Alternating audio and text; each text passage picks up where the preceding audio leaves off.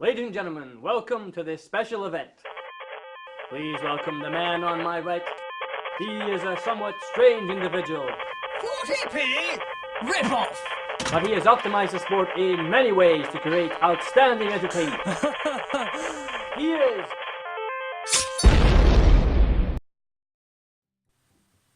So my learning difficulties mean that my brain moves a little bit slower than normal. It means my intake of information isn't that great. I couldn't intake anything in classrooms, things like that. I found reading a little bit difficult as well. My coordination is quite bad. So it meant school was quite difficult.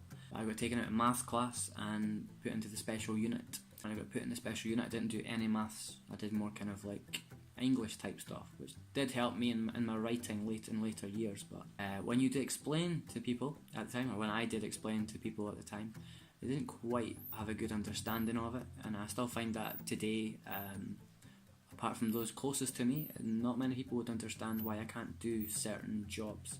So when I was taken out of the class, my friends first of all, I would say my mind was a little bit slower, so they would all conclude that I had a soft bit in the back of my head. I was known as the guy with a soft bit in his head. From there, it progressed to I was slow. And then after that, at high school, I was special. So I got all these different kinds of titles, which meant my social standing was quite low. I wasn't really the most popular kid in school. My confidence wasn't that great. I wasn't exactly the most confident person. And on the plus sides, I did get a laptop to complete my exams. 90s, not many people got laptops to complete exams. I found it easier sometimes to record things, for people to record on dictaphones and things and listen back to it. That's something I discovered at university. Through sports like swimming, rollerblading, cycling and football, I think because you're using a lot of coordination, you're having to focus quite a lot and use different body movements. And it really did help me anyway with my coordination. And of course the main thing was my creativity. I joined a community youth group at the age of 13, and through that I was able to progress my confidence more in acting, and I became more of a creative person, which leads me to why I'm making these series. I want to share tips that I use to get me through the creative industries, things like reading and learning lines and stuff like that.